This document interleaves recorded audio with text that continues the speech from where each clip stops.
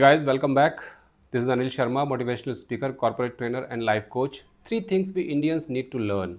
See, we Indians have made big strides in different walks of life, domestically and internationally also. Our Danka is reverberating all over the world. But at times, we Indians do such acts that are Danka, which is reverberating all over the globe, all over the world, and in India also, becomes a Ghanta, reverberating all over the world. Such stupid things we at times do, especially in foreign countries, that denigrate, that paint the image of India as a country, an image of Indians as citizen of a particular country in a very bad way, in a very bad light.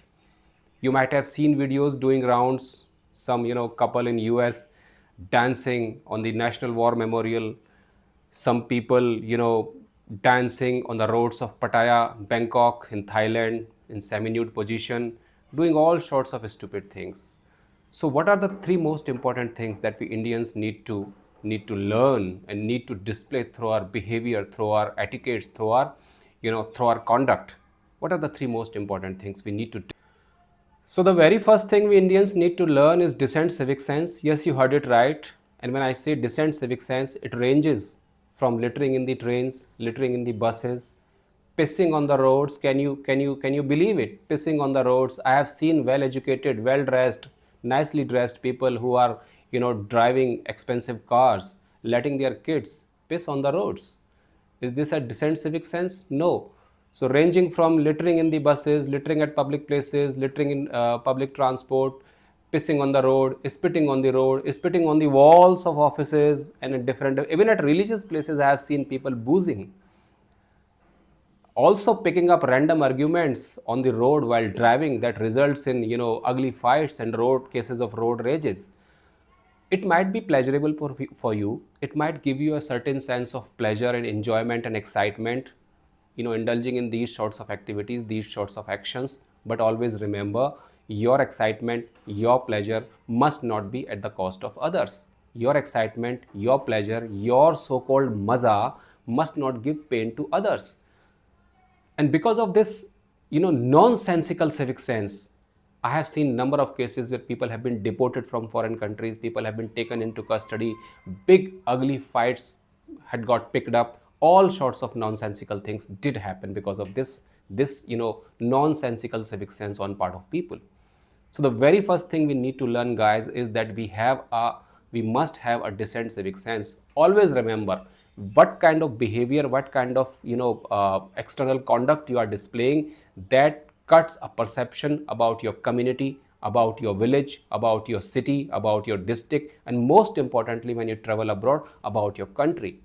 If somebody is behaving in a very bad, inappropriate, socially inappropriate way, don't you think he's cutting a bad picture? He's putting his entire country in a bad life.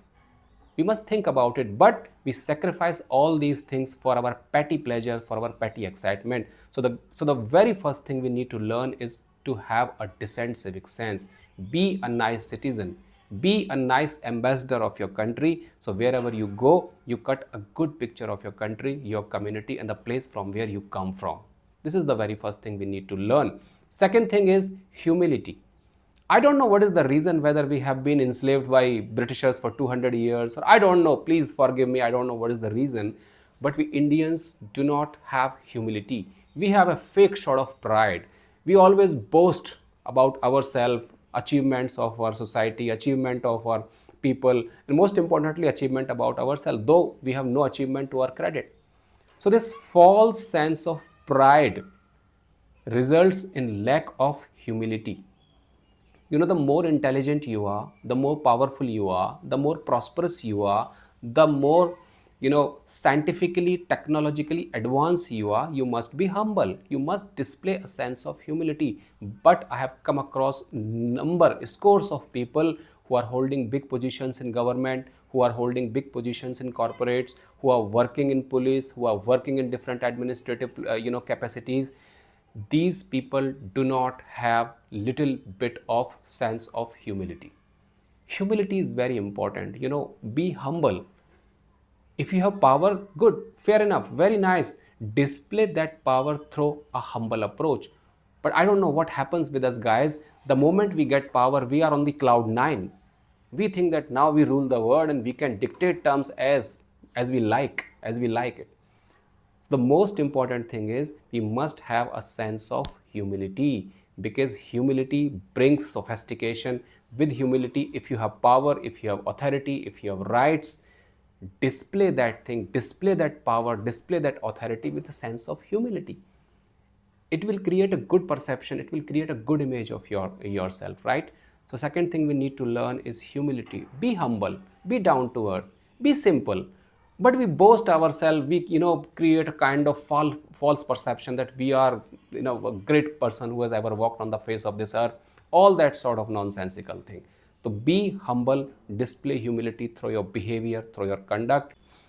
And last but not the least, the most important, the third thing we need to learn is give priority to reason, give priority to rational thinking over blind faith. We do so many stupid things in the name of religion, in the name of religious faith. Being religious, following a religion is not bad thing, it is good. Even I am not agnostic, I am not atheist, I am also religious.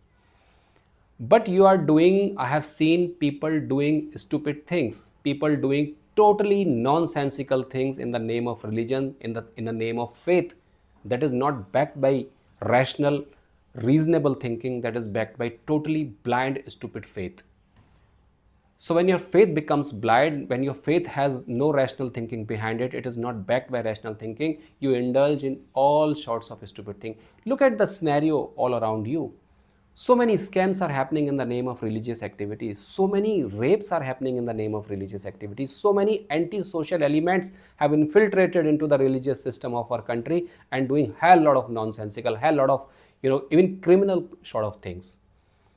So that is expected from a well-educated, a sensible person, a person who is aware about what is going on in his environment, what is going on in his milieu, that you be rational in your thinking, be religious, faith, develop faith, have faith in God, but don't do stupid things in the name of blind faith and religion. I have seen people taking a holy dip in the river that has literally turned a dirty nala.